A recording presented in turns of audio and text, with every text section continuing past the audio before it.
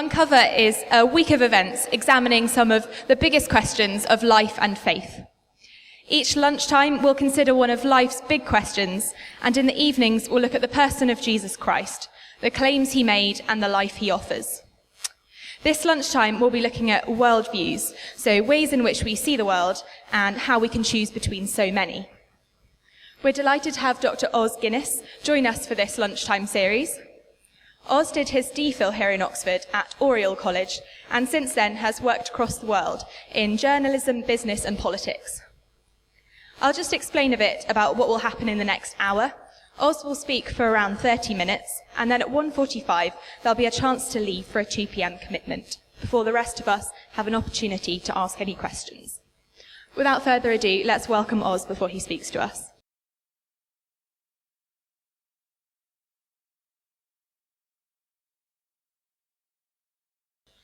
Thank you. I hope there's some lights. I'd like to see you. It's a pleasure to talk to people, not just to the darkness. It's a delight to be back. I'm only sorry that these sessions are so short and snappy. There's no time for any pleasantries, let alone jokes. When I was at Oxford, there was a saying that after lunch speaking was the art of talking in somebody else's sleep. But this is a kind of mid-lunch occasion, so you have barely time to any nap. I mentioned the other day the story of when Otto von Bismarck, the Chancellor of Germany in the 19th century, was dying. And a friend is supposed to have asked him what would be the most important factor in the 20th century. And Bismarck answered, the fact that Americans speak English, which we in England might dispute, but that's not the point. The 20th century would not go to the victor of a European conflict of powers, but it would be the American century. 100-odd years later, I'm moved by the fact that 3 of the greatest geopolitical questions involve a religious dimension. The first, very obvious, will Islam modernize peacefully? The second, obvious if you think about it, which faith will replace Marxism in China? The party is in power, the ideology is hollow. They talk of a vacuum, but which will replace it will be vital for China and for the world. But the third question comes closer to home. Will the West sever or recover its roots? And while we owe a lot in the West to the Greeks and the Romans, there's no question that the deepest roots are Jewish and Christian and heavily under assault today. I begin there quite deliberately because what we're thinking about primarily is the question of faith and an examined life for each of us. And that, of course, is all important. But I want you to hold in the back of your minds, too, these things are not only of individual and personal significance, they're also of immense cultural and historic significance. And as you at Oxford go out and become leaders in the world of tomorrow, not just your own personal faith will matter, but where you stand on many of these issues as you enter public life. So our question today is worldviews. How on earth can we choose between so many?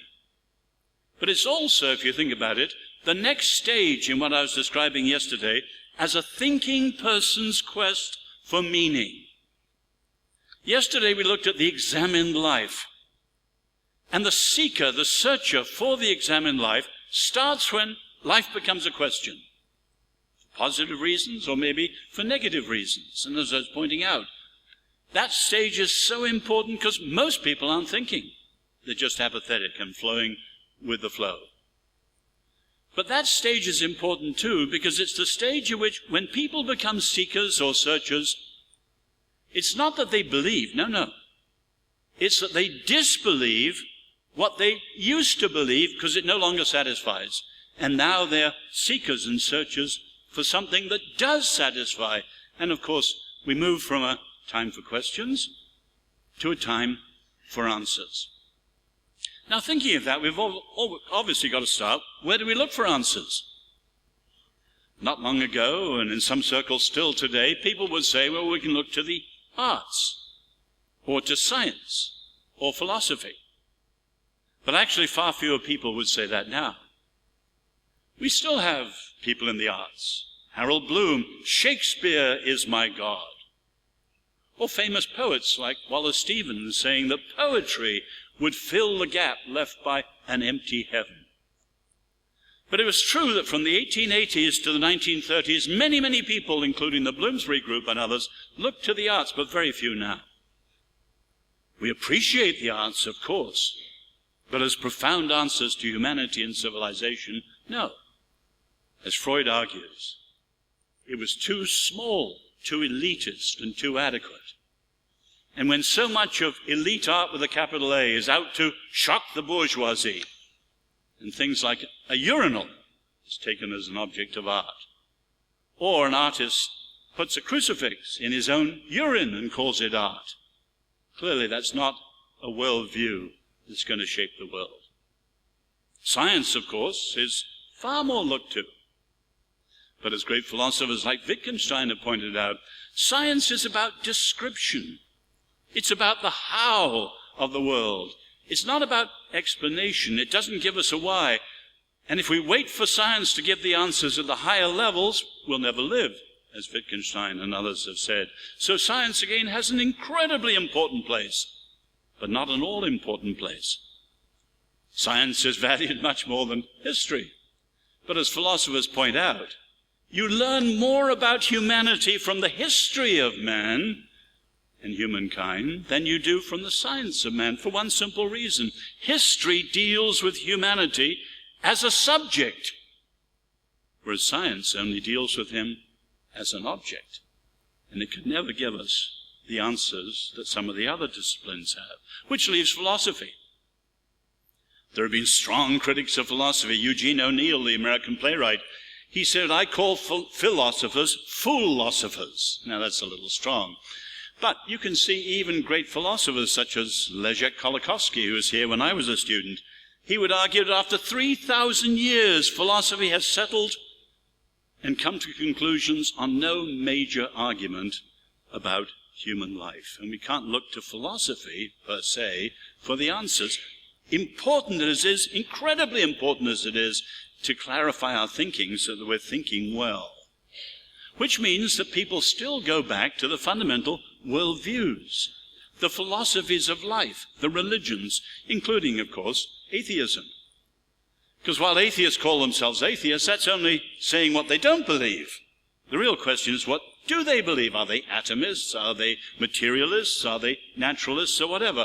That's what matters, what they do believe rather than what they don't believe. And of course, many of our atheists, including a gentleman up the road, are really more anti-theists rather than atheists. And we need to press them what it is that they do believe that provides answers in our world. Now, you can immediately see that this question today is far more difficult than yesterday. People may be apathetic, but the challenge to think in some ways is inspiring. But as soon as you come to different worldviews, we're making choices, and immediately it's far more difficult. We're in a relativistic age. We're in a postmodern age when we're told that certainties are undecidable. We're in a consumerist age when it's more important to have a choice than what it is you choose. And so the idea of choosing something and believing it's true and certain and a conviction for you, immediately dogmatic, exclusive, intolerant, judgmental, etc., etc. Non-judgmentalism today is virtually the 11th commandment. And you can see we're entering a controversial field. Some people say, well, all the different worldviews are true in some way, all roughly saying the same thing if you go boil them down. Others are saying all the worldviews are false, equally bad, and some of them are very, very dangerous. And yet others are still saying all these things, especially religions, are retrograde and reactionary, and they're fated to disappear as science and reason expand. Let me answer this quickly in reverse order. As Tim said last night, the secularization theory has been exploded. But for 200 years, the academic world in particular held to the notion, put simply, the more modern we become, the less religious we become. When I was here, my tutor at All Souls was one of the greatest exponents of that theory.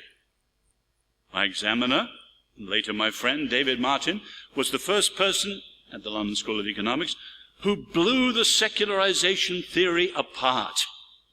It was factually wrong. Religion is as furiously alive as ever. But more importantly, it was philosophically biased. People had smuggled in their secularist assumptions into the theory and read it out into the world. My friend and mentor now, Peter Berger, is the one who's famously changed his mind. He believed in it. He no longer believes in it. And there's no question today that people who still believe that religion is disappearing in the modernized world do not know the world as it really is. How about the second objection? They're all equally false and all equally bad. Well, there are many versions of this, many of them famous. Let me just take one. A.J. Ayer, who was here at Oxford. Many of you in philosophy know his verification principle.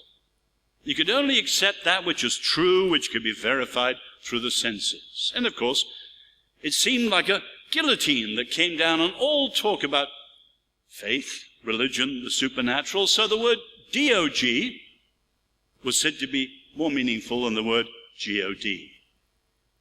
Years later, it collapsed. The very theory itself couldn't be verified through the senses. It was meaningless. And I came up from London once, from Paddington, and I happened to share the old-fashioned compartments, much smaller on the train, with A.J. Ayer, then retired and Professor Sir Alfred Ayer. And he said to me with a rueful smile, every debunker should be forced to wield a sword over his own cherished beliefs and see if they can stand. His didn't. And you can see that many of the critiques of religion in various ways, people have just turned back the critique on the critiquer, and many of them have collapsed. But the more important one, which is almost written to the mentality of our time, they're all surely true in some way. And I want to argue that there are huge differences between the faiths. At the level of their assumptions, many of those differences are irreducible and ultimate, and we need to face them. And only fuzzy thinking can pretend they're all the same. But more importantly, those differences make a difference. Not only for individuals like each of us, but for entire cultures and societies, even civilizations. So to think them through and sort them out is incredibly important, and we mustn't go along with the fuzzy thinking, they're all roughly the same, whatever. No, they're incredibly different. Now this stage, in other words, is controversial. It's also, secondly, conceptual. When someone has a question, they tend to send out their mind like a scout to look for a better answer than they had. And the issue at this stage is adequacy, but it's the mind that thinks it through, and the person keeps themselves as a whole person back. When eventually they commit themselves, he or she, to whatever it is they come to believe as a new answer, that is a whole person. But the second stage is characterized by the mind going out and thinking. This stage is also critical, because the worldview you choose will not only shape what you see and experience, it will shape what you can never see. Now, we've always understood that. You all know the famous Chinese saying of the ancient master, if when I'm a man, I dream that I'm a butterfly, how do I know that I'm not a butterfly dreaming that I'm a man? And you can see in that saying the difference between much of the Western worldview and much of the Eastern worldview. One simple reason why the Eastern worldview, many people like Professor Zehner here at Oxford pointed out, could never have produced modern science as we had it, because it didn't have a view of the reality of the world for science to explore. You can see the same thing in Plato's cave. Those who stayed in the caves saw reality as those flickering shadows in the wall thrown by the fire. Whereas others escaped the cave and saw the sunshine. There are more things in your philosophy, Horatio, or more things in heaven and earth, Horatio, than are dreamt of in your philosophy, Hamlet says. And that's true of many worldviews. In the kingdom of the blind, the one-eyed man is an idiot. And we could go on. We've always known that. The worldview through which you see things shapes the things you see and the things you don't see. Merleau-Ponty, the great phenomenologist, would say that great art is great not just because we see it, but when we really see it, we see everything else through it. And of course that's true, as C.S. Lewis said so famously. I believe in Christian faith and the sun, not just because I can see the sun, but because through the sun I can see everything else. But in our world today, you can see that brain research has reinforced that incredibly. The kind of attention that we bring to something will shape the way we know something. It'll shape what we see, and it'll shape what we don't see. Take a very simple example. Take a mountain. To a pagan Greek, it could be the dwelling place of the gods. To a Portuguese navigator, same mountain would be a magnificent landmark as they sailed around the world. To a South African mining engineer, it could be a potential source of wealth. To a French artist like Cézanne, it was the next subject for a canvas. And for a 19th century British climber, it was a mountain to be climbed simply because it's there, as they said. Same mountain, but viewed very differently. But the attention we bring to things not only shapes how we see it, it also shapes the things we see and we don't see. Nietzsche is quite right here, Friedrich Nietzsche. He talked about an acoustic illusion. The fact that we don't hear something doesn't mean that it's there. So we know that dogs and bats and bears can hear things at a level we don't. That doesn't mean they're not there. It just means we don't hear them. I'm incredibly grateful for my family heritage in all sorts of ways, but one of the downsides of the Guinness family, every male over 60 tends to go a little deaf. And I sometimes can't hear things at a higher range, but I can hear things at a lower range. My wife, who has Dalmatian ears, can't hear at the lower range. But we all have things like that. But what we can't hear or see doesn't mean it's not there. Now, this touches worldviews. For instance, Max Weber, the greatest of the social sciences, he would say that our atheist friends are tone deaf. Their worldview doesn't allow these things. Peter Berger says they live in a world without windows. G.K. Chesterton, in a much more homely way, he said, the average person's worldview in a secular age is rather like that of a slightly drowsy middle-aged man after a large lunch. In other words, for many modern people, the unseen is unreal. Their worldview doesn't allow it.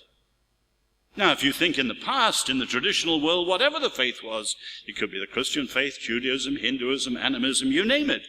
What was unseen was not unreal. In fact, in many ways, it was more real, and people understood the seen world in the light of the unseen world, and things as basic as farming or business or sex were understood in the light of supernatural realities, because their worldviews saw those things, whereas modern people simply don't. The unseen is unreal. And modern people, by and large, are tone deaf because their worldview makes them tone deaf. They're handicapped in that way. They simply are unable to see what's there for others. Now, there's a fourth point about this stage. It's conceptual. It's controversial. It's critical. It's also comparative. In other words, if someone needs an answer, there's a lot of answers out there in the room.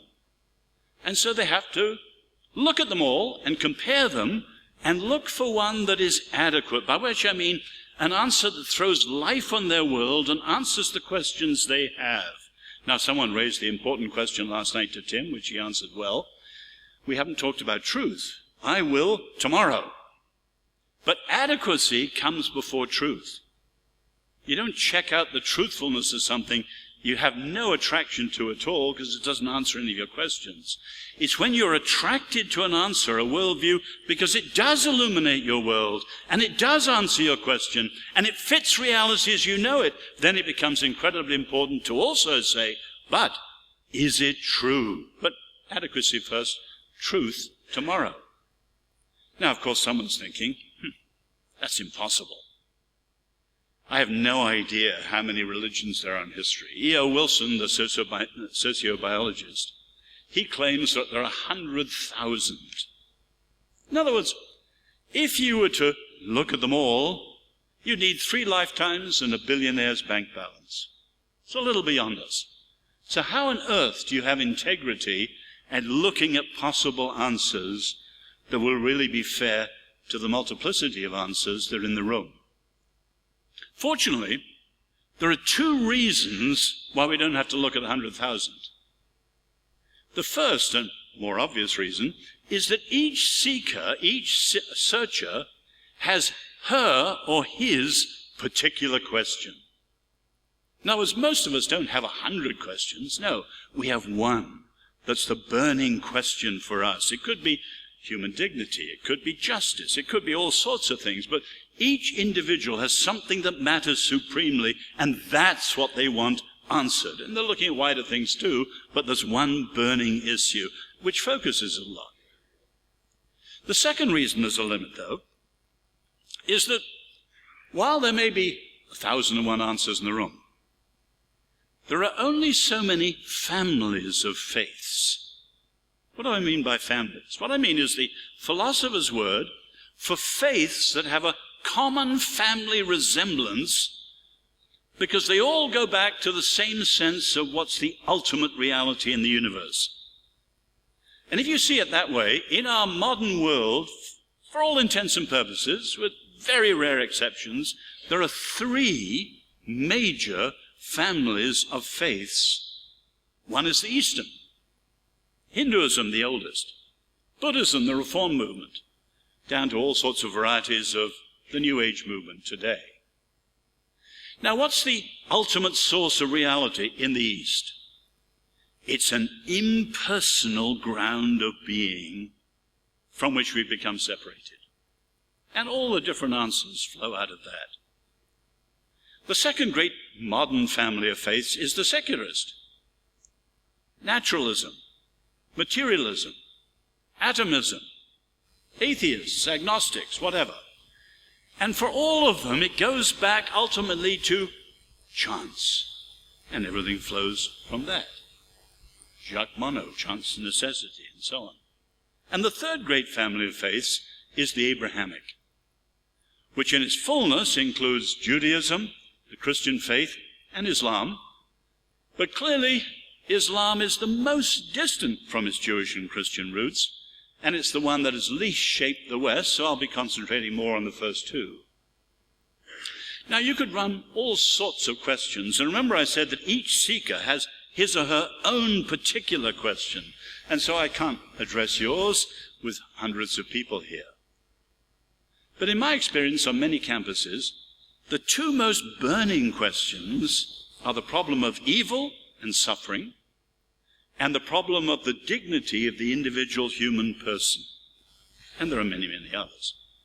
Now, if you were to take both of those, and I want to take evil and suffering Thursday or Friday, anywhere later, and I also want to deal with the first in more depth on Saturday. But let me just give you, in a lightning form, if you run the questions through each of these 3 great families of faith, you have to do the work.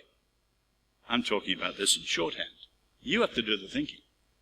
You can see that they give dramatically different answers. And again, there are differences, and the differences make a difference for individuals and for whole societies. Taken desultory to do it so fast, but let me just take human dignity. This is really unfair to do it so fast. What does the East say to the dignity of the individual person. In 2 words, it says, forget it. Freedom in the East is not freedom to be an individual. It's freedom from individuality, because when we consider ourselves as individuals, is when we're caught in the world of illusion, Maya, and we're more and more bound to the wheel. Far too fast. You have to read it for yourself. How about the secularist family? Very different answer. If you put it in 3 words, it would be, do it yourself. I remember listening to Bertrand Russell. I love reading Nietzsche. Bertrand Russell, we are each to be like the Greek giant Atlas, who carries the world of our own meaning on our own shoulders. Nietzsche, you have to so live that you're able to say, thus I willed it. I did it myself.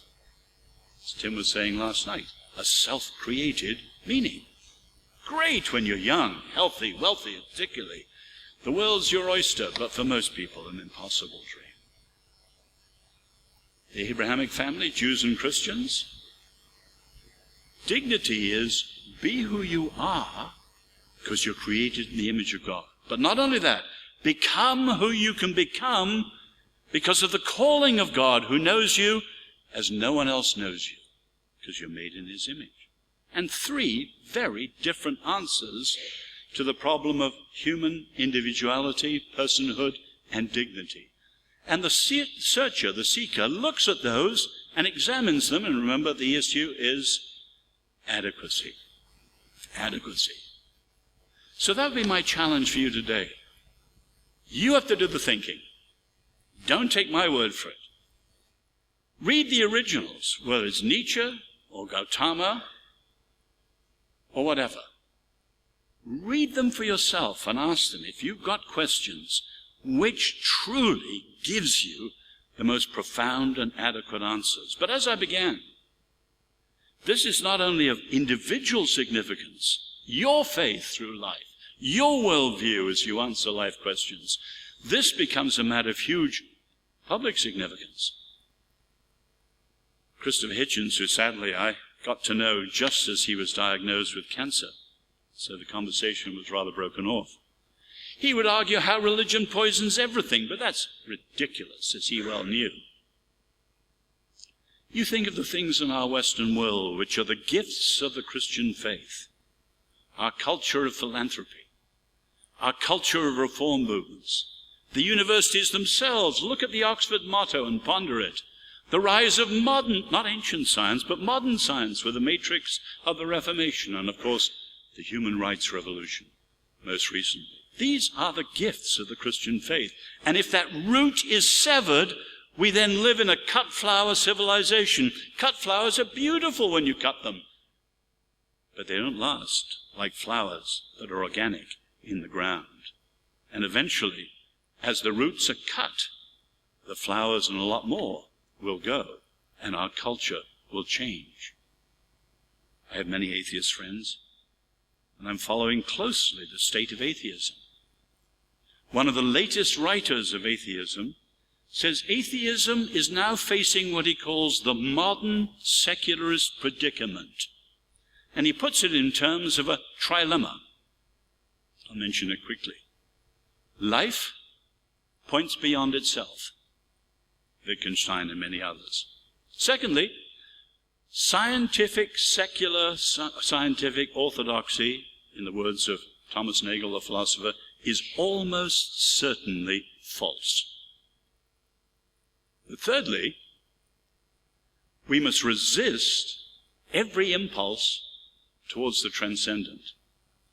First argued by Bernard Williams at Cambridge and followed by many others. Now, you put those 3 together, there's an incredible trilemma.